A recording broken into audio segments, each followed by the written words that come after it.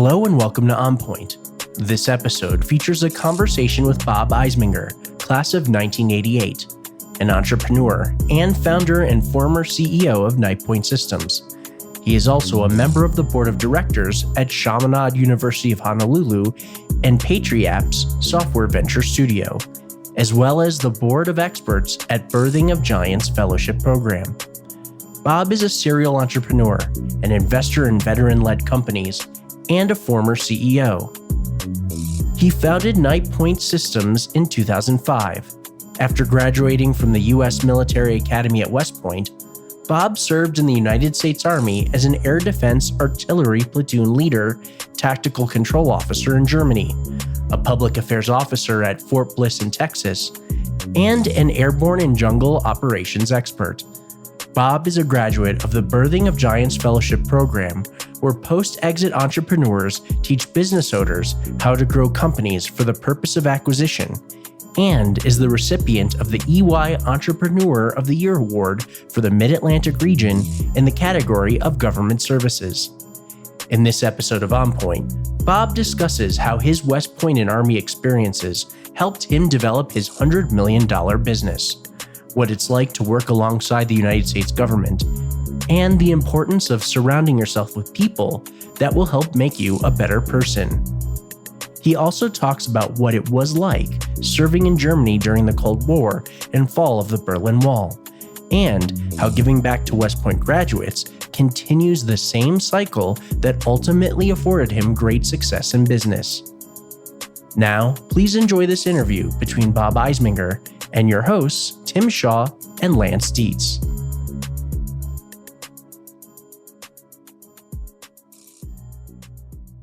Welcome to On Point, founded by Eddie Kang, West Point, class of 2008. I'm Tim Shaw, West Point, class of 2004. And I'm Lance Dietz, class of 2008. And today we're joined by Bob Eisiminger from the class of 1988. Bob, how are you? I'm doing great. Thanks for having me on. Awesome. Thanks for joining us. Really excited about today's podcast episode. Let's get into our first segment, AAR, or for our non-military listeners, After Action Review. In this segment, we'd like to touch on specifically what other veterans can learn from you, your process, and your journey. To start off, could you please share about your decision to attend West Point? Yeah, so I came from a military family. And so when I think back to when I actually started thinking about West Point and if that could be the place for me, I was fortunate enough to have a brother who attended 4 years ahead. And so when he started thinking about it, I guess I started doing the same. Now, my father is a retired lieutenant colonel, and so I'd be remiss if I didn't think Dad had something to do with it. Pretty decent lifestyle. You got to move around the country, have tons of friends. And so I saw a lot of going to West Point and being part of the military, really from a social standpoint as a young kid, and knew it as a great way of life for my parents to see the world and also for their kids to do the same and get a lot of different experiences.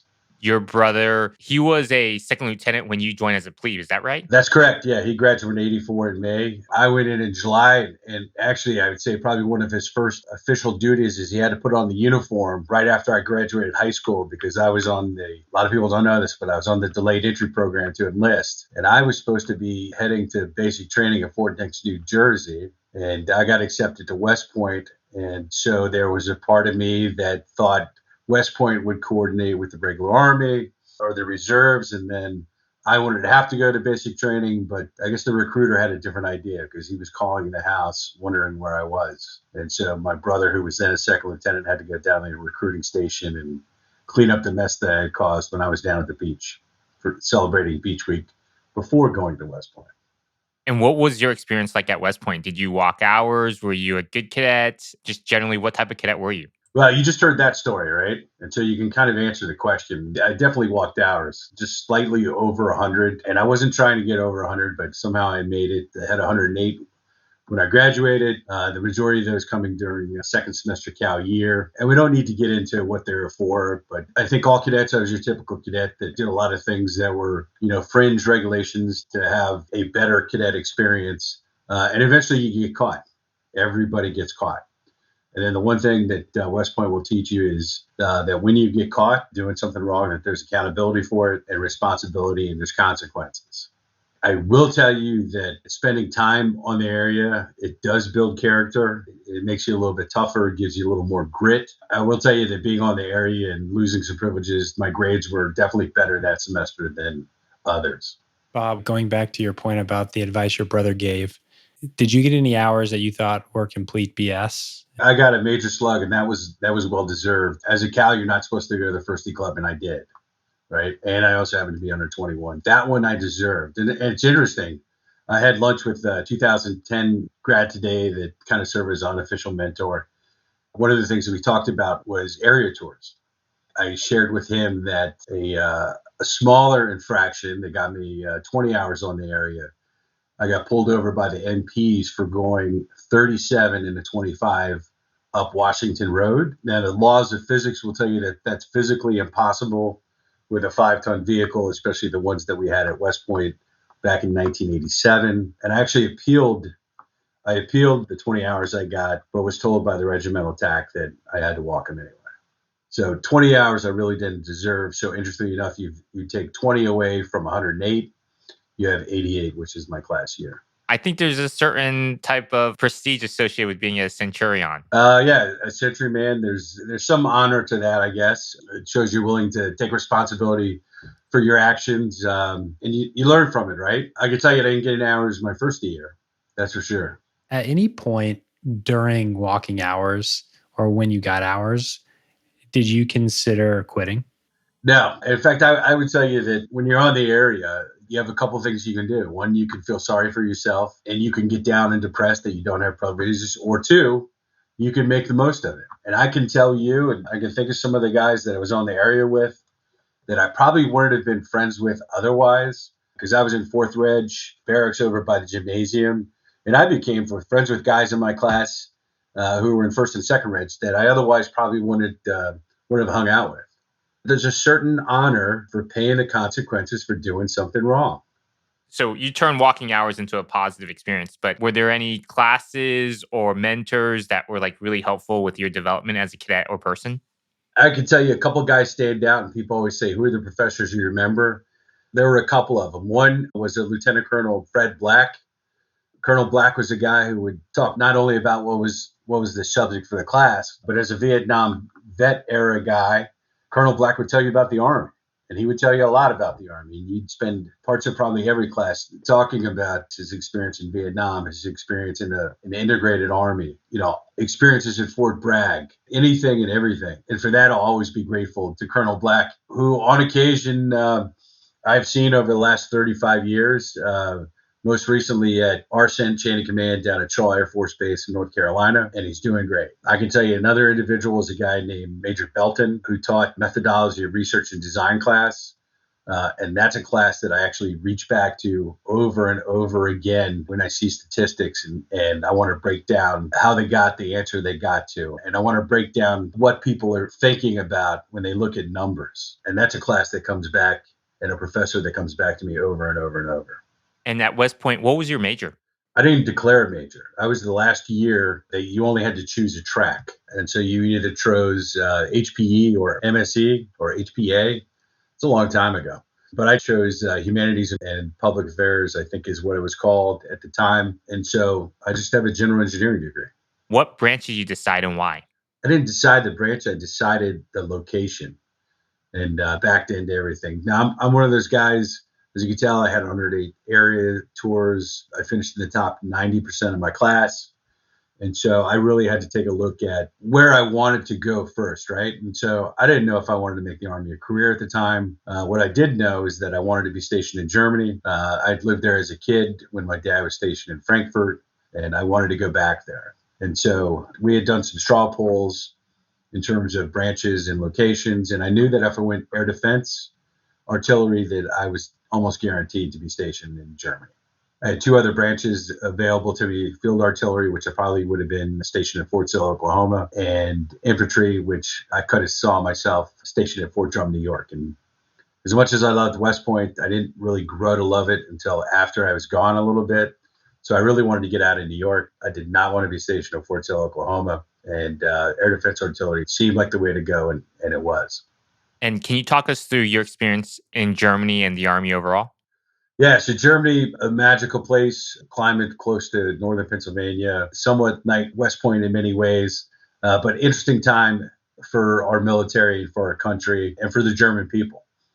Now, the Cold War was in full force. The Russians were not our friends back in the day. The Berlin Wall fell when I was over there. I played on a German soccer team.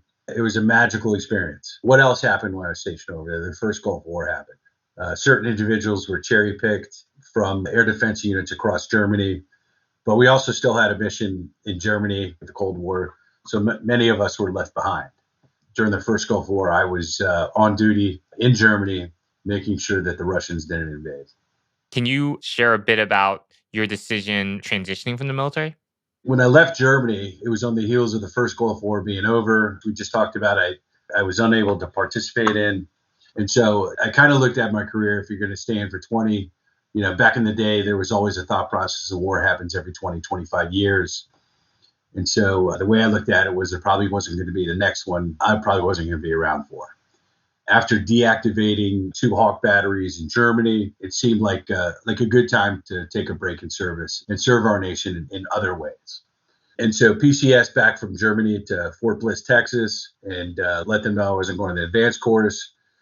And I got assigned to a real crappy job in headquarters battery, where I was in the basement of the headquarters building of the Air Defense School, working for a major who wasn't a very happy guy.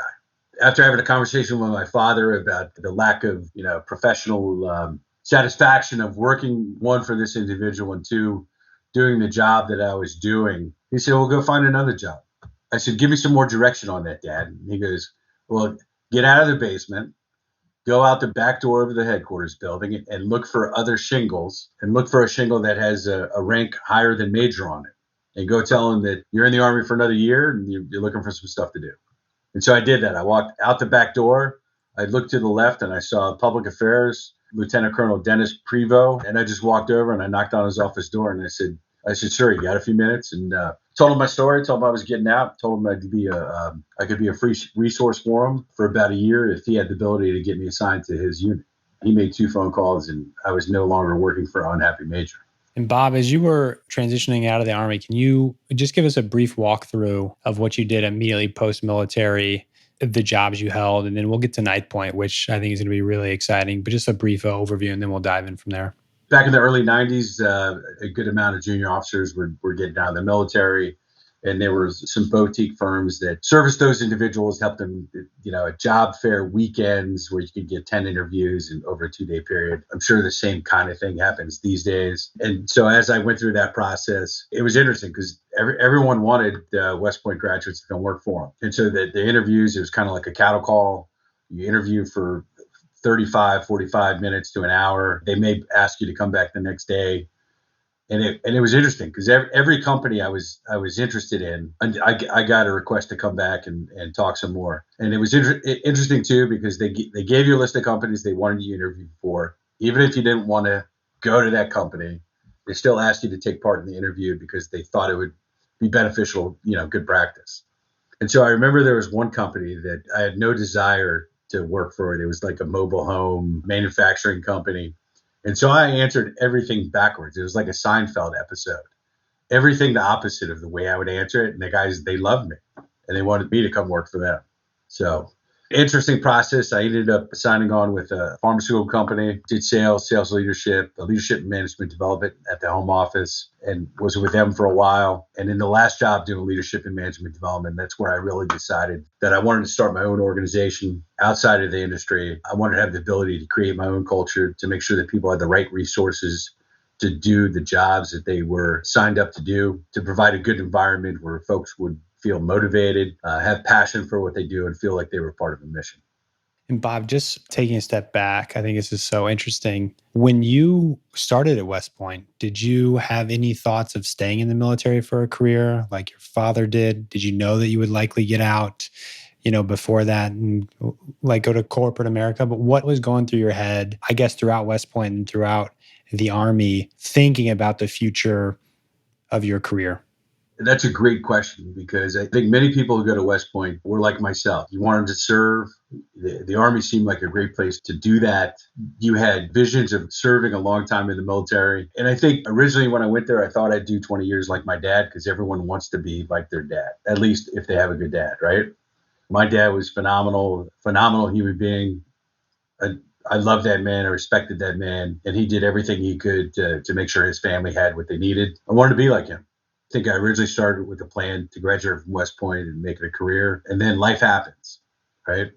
Air defense is an interesting branch. There was the thought process back in the day that air defense eats their young. I worked with the Hawk missile system, and depending on who you talk to, the acronym HAWK meant husband and wife killer. It meant holiday and weekend killer. And so, a lot of people give us air defenders a hard time, but I will tell you, we were guys who put in a lot of hours and pulled a lot of duty, especially back in the days where the Cold War was reality and people worried about the Soviet Union and Russians coming. We had a real mission. Think back 35 years ago, we had like 350,000 soldiers in Germany. It's not that way anymore. Maybe there's more there now, but a couple of years ago, I think they maxed out at about 35,000. So it was a different world back then. And so you get out, you take this advice, you go work in corporate America for a bit, and then decide to start your own company. Today there's tons of resources for someone to be an entrepreneur, a founder of a company. At that point, like, how did you navigate that? Who'd you turn to help you start this company? Yeah, it's interesting. I turned to some buddies, right? One of the first guys was the younger brother of my roommate from time in the Army and fellow Army soccer player. His younger brother who had been doing federal sales and software and hardware for years. That's where I started over a beer thinking about, hey, what could we build? And then we got a couple other guys involved. We were both sales guys in two different ways. And we knew that we needed someone technical, so someone who was a brilliant technologist. And we found that guy. His brother came along with him. And his brother was a kind of a brilliant strategic kind of guy. It was interesting too, because every person that came and built the original team was a collegiate athlete, right? That was, I think, part of the thing too, is, and it helped me when I looked for other people that I was going to bring within the organization. I looked for collegiate athletes who had good experience, good head on their shoulders. Because for me, those were folks who wanted to win. Those were folks who were competitive. And most importantly, those were folks who didn't like losing. It's such an interesting point. Like, there have been a handful of guests that we've had on, and this thread of the intersection of military experience, sports background, and entrepreneurship seems to be common for a lot of people that have gone on to be pretty successful. Yeah, it's crazy. So I'll tell you this, just in the Washington, D.C. area, there's no less than 5 Army soccer players that have started businesses in the Washington, D.C. area in technology. And so there's an ecosystem, and there's a huge ecosystem of West Point graduates, especially around the Washington, D.C. area, that have entrepreneurial skills, a mindset. And we are different than the other academies. We're totally different because they don't have the same thing. I used to run into meetings in the DC area, GovCon practices. I'd run into West Pointers all the time. Air Force guys, I think the majority of them don't land in the DC region for whatever reason. A lot of those guys are pilots. I can think of 2 Air Force graduates that are predominant around the space in Washington, D.C., in the small business, mid-sized business area. And those guys are rock stars, right? Naval Academy guys, very few. Yeah. I mean, it's a big thread that we hear a lot. So in 2005, you start Night Point Systems. Punchline 15 years later, I think it's like 500 or so employees. You sell for $250 million. So a lot to cover in there. My first question is just, that's an incredible outcome. When you guys were starting this, in your minds, did you have any idea that this is what it would become? So I'll tell you yes and no. We were a purposefully built company. We originally started out as a VAR trying to get some service, so a value-added reseller trying to get some services. And we realized very quickly within the first probably 12 months that we could be a really good VAR and, have a great life, but there would never be like a great exit at the end, right? Because you just don't have the recurring revenue for the most part. As we were growing with, lower margins as a reseller, 4, 5, 6%, one of the things that we decided to do was to shed that part of the business and really focus on services. It was within a couple of years that We no longer did value-added reselling. We focused on services, and we made a few very pivotal hires over the next few years that would help us really kind of morph the business and change directions. And so one of them, another Army vet, an enlisted guy who had incredible relationships and skill set around infrastructure and had built incredible relationships. And so he was one of our first hires as we decided to get in the infrastructure business. The great thing was back then, the president had signed data center consolidation initiative, really trying to reduce the footprint of the federal government and the amount of data centers that they had. And we all of a sudden became a very good infrastructure company that focused on data center migration, data center consolidation, and when we were really, really good at it.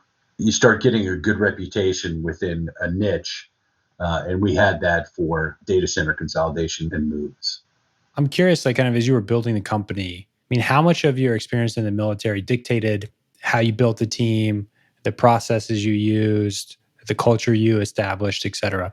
My experience at West Point and then in the military, it really helped in a lot of ways. One, it helped with, if you just throw a bunch of people together and you don't have any process, you soon will find a bunch of people who are frustrated. And part of that process is the accountability and responsibility for people to take certain roles. And within our organization, we really wanted to make sure that people were doing jobs, one, that they were technically competent, but two, ones that they were confident and even overconfident that they knew exactly what they were doing, that they had the right resources, the right experience, the right certifications, so that they could perform at a high level. You take a couple of those things, and to me, that's what the military is all about, right? You take a bunch of people, you pull them together, you put some processes in place, you make people responsible, you keep people accountable for what they're supposed to do, then you create a super team. And so at 9 Point Systems, we started with a super team. A great technologist is our CTO, amazing sales folks. Our COO was an incredible strategic tactician. And all these guys had great careers elsewhere in software, hardware sales company. But they also knew the services business. The other key thing is we always look to hire A players who would be additive to the team, and there would be some synergistic effect that would make the team and the company that much better. Any particular like challenging experiences that you had to navigate through? I'm curious if you could share like one or two, if any of those happened. There were some personality differences you have to sometimes work through. We had two brothers that were part of the senior leadership team, and sometimes two brothers working together is not always the best thing. And so there were some challenges there. But at the end of the day, these guys knew they had to work out their challenges and do what was best for the organization in terms of getting along during business hours. And eventually it all works out, right? So I would say that was challenging. We had some challenging situations with one of our customers on occasion. The customer didn't really understand the contract that we were working under. The customer also didn't understand that the reason we were having people leave that contract wasn't because of the culture of 9 Point Systems. It was because of the culture of that government organization, that he was the principal driver of the culture, and that I could do everything I could to create a culture under my folks. When he would come in from the sides with toxicity, it just didn't work. And it was interesting. We had lost a few people. We were still accomplishing the mission, getting the job done. He called a weekly meeting. He wanted me there. As a CEO, I went there probably 9 weeks in a row on a Thursday afternoon at 4:00 downtown DC. And at a certain point, I just said to him, I said, sir, I said, you could be part of the problem or you can be part of the solution. Right now, you're part of the problem. He wasn't happy initially, but I think he finally took ownership of it and realized that he was part of the problem. We eventually lost that work. I knew I was going to miss the people. Some people we were able to bring over and put them on different contracts, but I wasn't happy not to be working for that customer anymore. I want to zoom out a bit. For a lot of military veteran entrepreneurs these days, they think of, I think, broadly tech, and they also think a lot about dual use. Whereas, Bob, you built 9 Point to be very much a company that serves the government. And so I'm curious, would you recommend that area or sector for veterans who are transitioning? Or would you say it's just a lot of luck and a lot of bureaucracy? I would recommend anybody go to work for the government. And let me tell you why. Because if you can be successful in working through some of the bureaucracy, the government pays their bills. I talk to buddies of mine that are entrepreneurs in, small business construction companies, small business painting companies, you name it. These guys, the biggest problem they have as a small business is getting paid, right? So cash flow is always an issue. When you work for the federal government, The one thing that does happen, especially if you're a small business, is if you submit a proper invoice and your invoice is correct, you will get paid almost immediately. You want to remove the biggest headache of being an entrepreneur? Go and do business with a place that will pay you right away. I've heard nightmares of waiting 60 days, 90 days to get paid. Other companies using your work as like an interest-free loan. Government doesn't do that. In terms of going back and doing another startup, do you think you have the appetite for working to do another rodeo, or you're like, actually, I'm interested in pursuing other areas? And so would love to hear kind of like what's evolved since Night Point Solutions and how you're thinking about opportunities now. So I will tell you, when I left 9 Point Systems, when I sold, I tried to get a job with the company that bought us. And that was the first time I've ever tried to get a job where they didn't want me. So, little humble pie, but I get it. You don't need a couple CEOs. I did some consulting work for the company that bought us for a little bit. And then COVID hit. It just seemed like the world slowed down a little bit. And so I woke up one day in July and said, I think I'll just go back to grad school. And kind of looked around and said, all right, well, where can I get in where I don't have to take a test, where I don't have to write a really long essay? Where do I know a fellow West Point graduate who is serving in some capacity in either a business school or is a professor at the college? And so that narrowed it down to a few places. And so I eventually got accepted to Auburn after spending literally 48 hours trying to do everything I could to make sure I was set up for the right place, getting a letter of recommendation from a fellow Army soccer player who was working at the Auburn School of Business, taking part in an interview with a person who had a PhD in organizational psychology, who I really enjoyed having a conversation with them about the Auburn experience, about coming back, and actually about how much I would get out of it, but also what I might be able to help put into the program. I also looked at North Carolina, I looked at Syracuse, and at the end of the day, I wanted to go to a place that had a good football team. I wanted to go to a place that one day I may want to retire to that town and become like a college sports fanatic.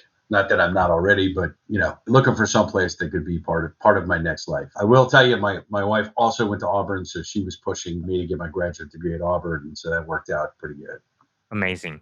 Before we go to the next segment, any general broad startup tips you have given your work at Night Point? I think a couple of things. One, starting a company is tough. I recommend to everybody, find someone who you enjoy spending time with, not necessarily your brother or your dad or your spouse, but find someone you enjoy spending time with and start a company with someone else. Your network immediately becomes twice as big or 1.5 times as big, depending if you're both West Point graduates. But I think the entrepreneurial journey is a lot more fun when you're taking the journey with someone. I had a few business partners, and every single one of them provided some kind of unique ability to the organization that would help drive us further. And so it wasn't 1 + 1 = 2. It was 1 + 1 = 3. 1 + 1 + 1 + 1 = like 7 or 8. And we were all good at some very different things, and we all enjoyed doing different parts of the business.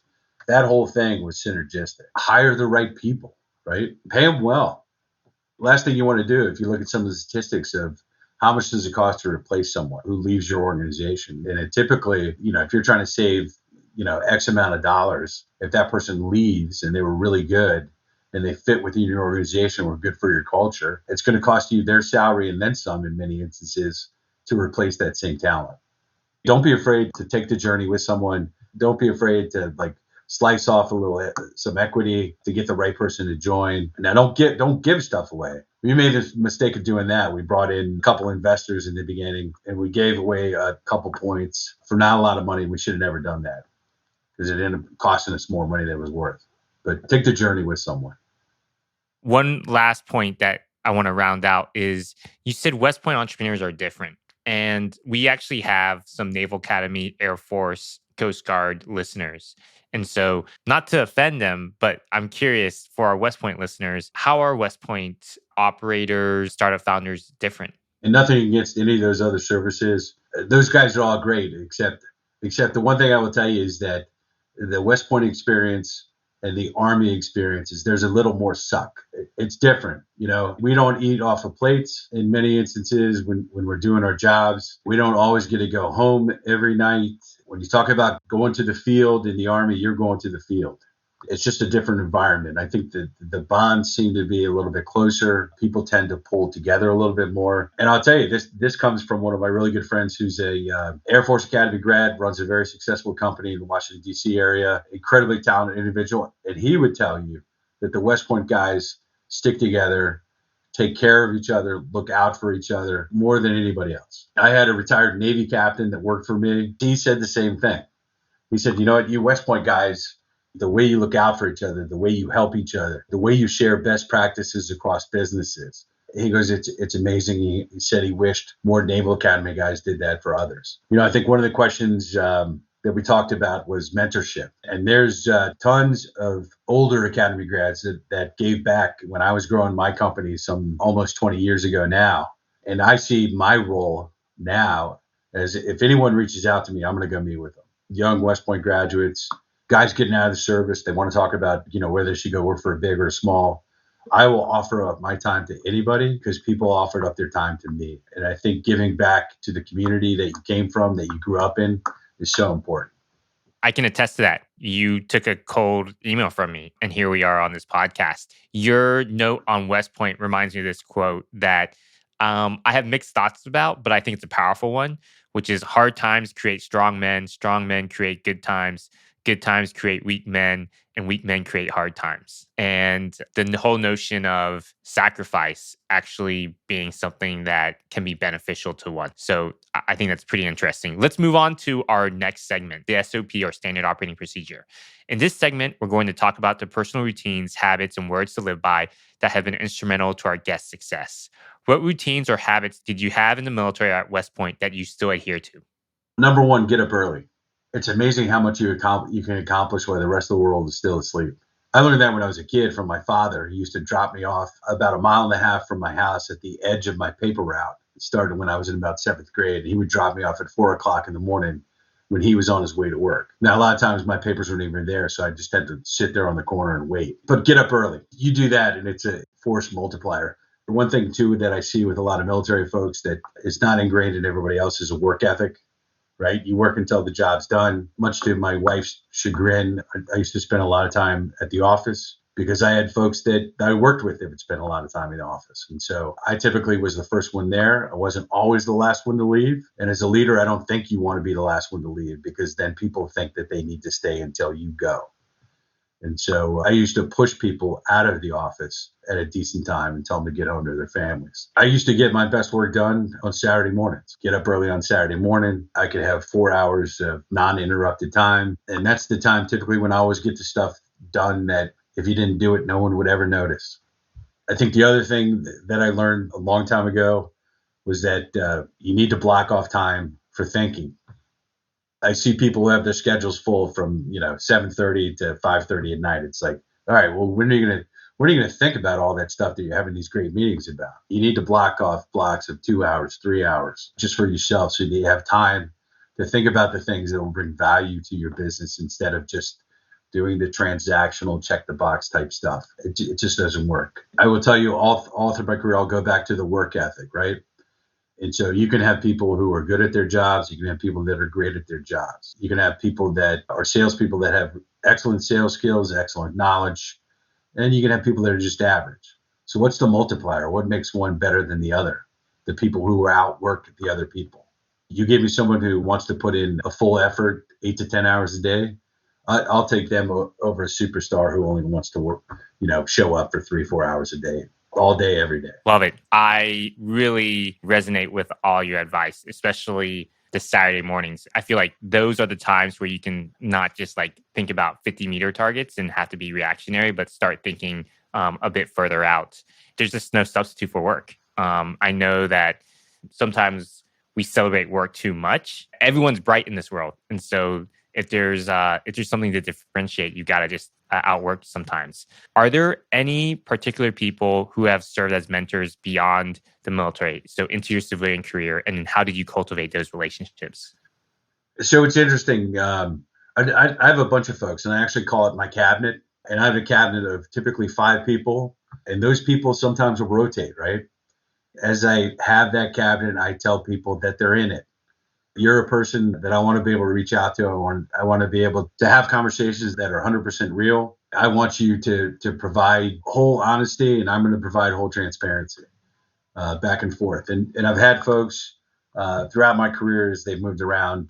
My CFO was always one of those guys, super talented individual who had 25 plus years of experience doing M&A. And there were so many things over the years that Scott would tell me about the right way to do things in business to make things easier later. Simple things like don't mix like country club memberships into your business, and especially if it becomes difficult if you have 4 or 5 people who have certain percentages of ownerships. Just don't do it. Keep your finances as clean as possible.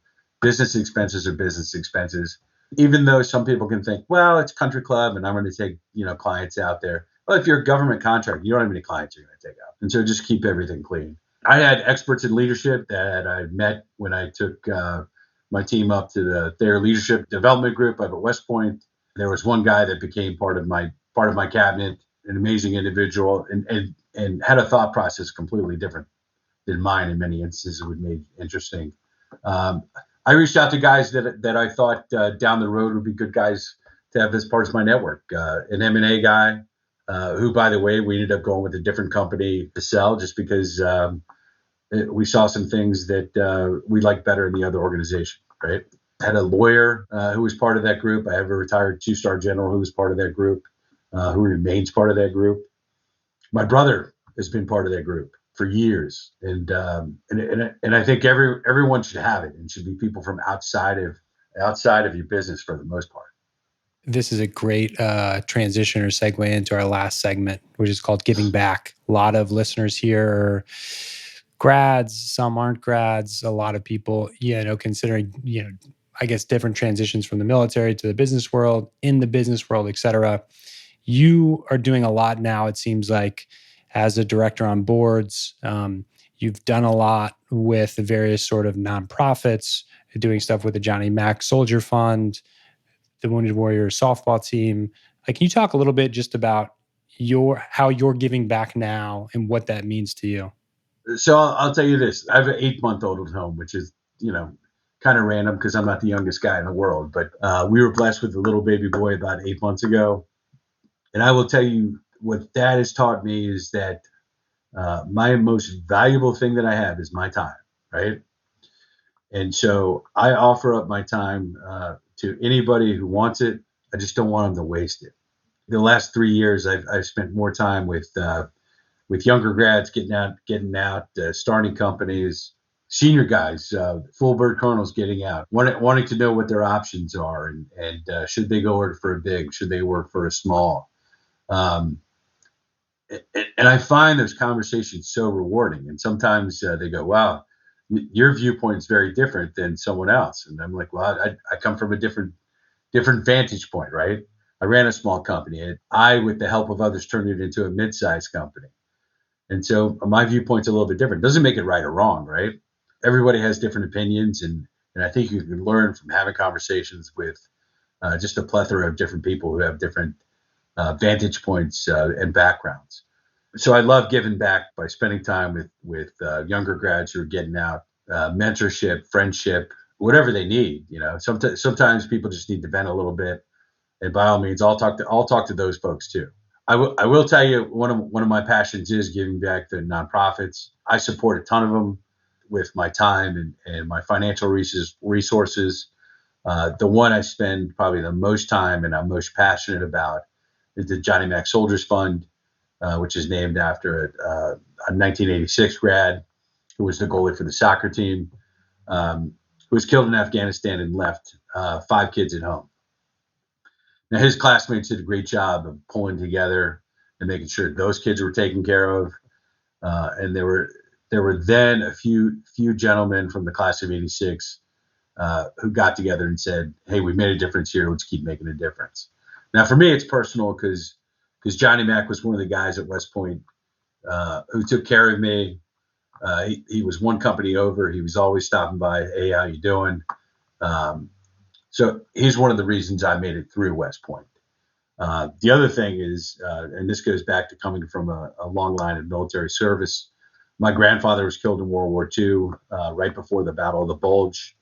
And he left behind a 10-year-old daughter, 8 to 10-year-old daughter, who then would go on and go to college under the programs that were available back for World War II vets, but they ran out of money, right? And so my mom never graduated college because it's not that there wasn't a will, there wasn't the funding. And my grandmother, who worked at Sears, certainly wasn't the person who was going to be able to put her daughter through college. So the Johnny Mac Soldiers Fund is an organization that makes up the difference from what the federal government will provide through GI Bill benefits for those sons and daughters of our soldiers, sailors, airmen, Marines, Coast Guard folks who have passed in service. And there's always a little bit of a gap. And so for me, I'm passionate about it because of two very well-connected people to my family. And I see the difference that it makes for these kids who have the ability to go to college and improve their lives. Bob, unfortunately, this is all the time that we have for this episode. We'll have to have you back for 2, I think. But absolutely incredible to hear about your story as an entrepreneur. What you're doing now to give back is just remarkable. So thanks again for making time for us. Congrats on the 8-month-old. And yeah, this was just a blast. Appreciate it. And I'll say this in closing, and I'll be quick. This world's what you make it, but you got to make it, and other people are always part of that, right? And so relationships are so important. The folks that you're going to spend your time with, those are the folks who will help create you and make you who you are. So choose wisely. That's it. Amazing. Cool. That was awesome. Fun. Yeah. Thanks, Bob. This has been a production of the WPAOG Broadcast Network. Please take a moment to rate and review the show and join us each week for a new episode. Thank you for listening.